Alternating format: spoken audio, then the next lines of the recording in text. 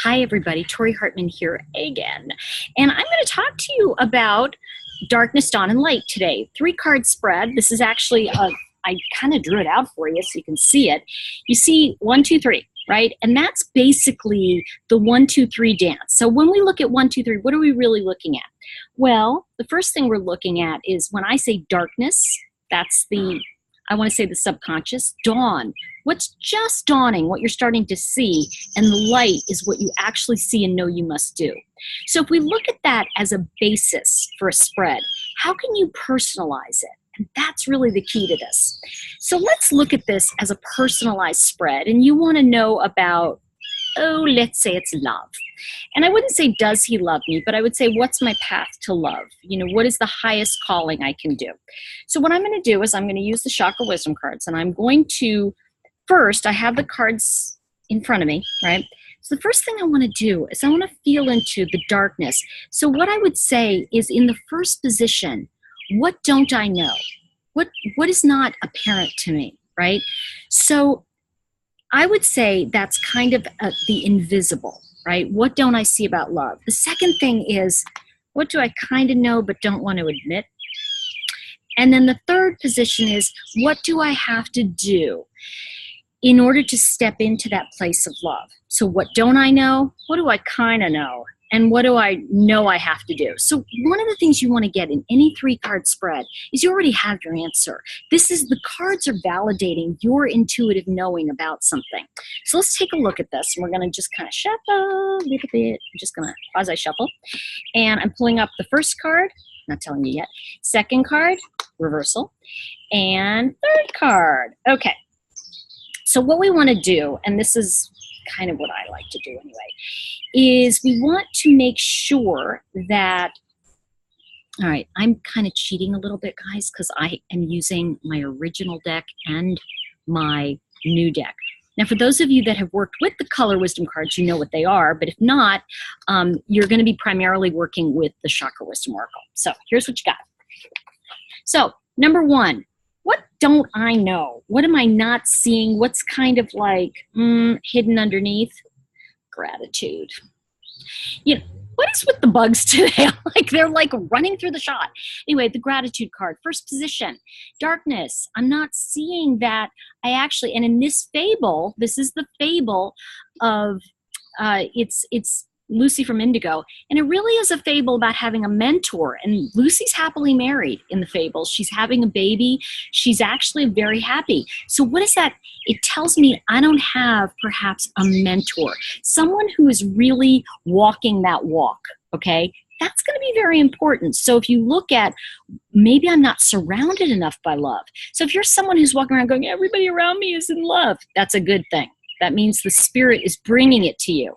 So you might need to kind of put some more of that love into your world. What does that mean?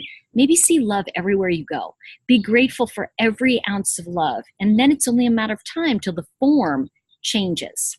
Now, I'm using my original deck here. This is Pink from Pinkton.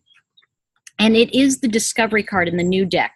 One of the things for those of you that do have that old deck, I say that that's past issues. And the new deck is what's coming up now. So what we're looking at, what's dawning on me in terms of Pink from Pinkton and the discovery card is, you know what?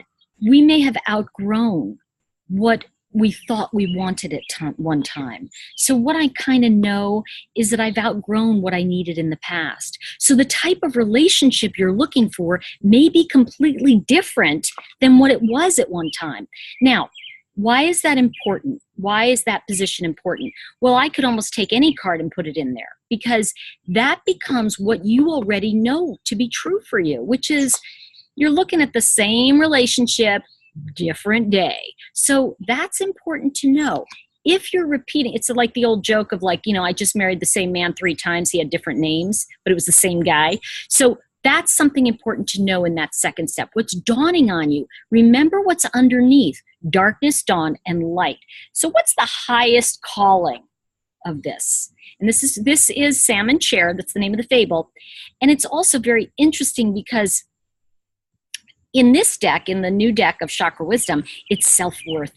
One of the great things about this card, and I love the story of Salmon Chair, if you look closely, it's the little Eskimo child. She's looking at this is the great salmon chair that's showing up in the snow. And she runs back to her tribe and she tells the elders, I saw the salmon chair, I saw the salmon chair. And they said, no, you didn't.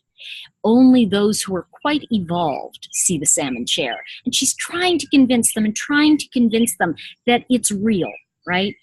Well, finally, she falls asleep exhausted because they won't listen to her and they don't believe that the salmon chair came to her because this is a gift from God. This is a meant to be second chakra, opening up the emotions. Well, what happens is as she's falling asleep, the salmon chair appears again, and this time she crawls in.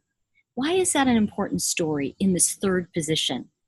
Well, if you think about it, many of us believe that lightning won't strike twice. So the truth is that with the salmon chair, after we stop convincing people about what we need, we get what we need and we don't have to explain it anymore. So this is a very important card in that third position. So it is lightning strikes twice. And you may not know that, but that's where you have to live in order to create. So when we go back and we look at the undercurrent of darkness, dawn, and light, and we put what I don't know, what I kind of know, and where I have to live in my highest calling, you can suddenly see how the darkness, dawn, and light of those three positions help guide the reading as well. So the way to really put together your own three-card spread is to take a base like beginning, middle, and end, right? Or darkness, dawn, and light, like I do with the Chakra Wisdom cards. Use those three positions and then make sure they're matching your reading. So if you were doing something about, let's say, money, it might be, what am I missing about my financial situation? What do I need to see, or who do I need to know? See, this may be also people that need to come in and help you. And then finally, the third is what actions are apparent that I need to take. So again, using that three-card darkness, dawn, and light layout, you're going to get to see as a basis how the spread will go, and you can easily create your own spread that way. So I hope you have a wonderful day. I look forward to catching you again. If you like this video, please like it and come on over and definitely subscribe to my channel on YouTube. I'll see you soon.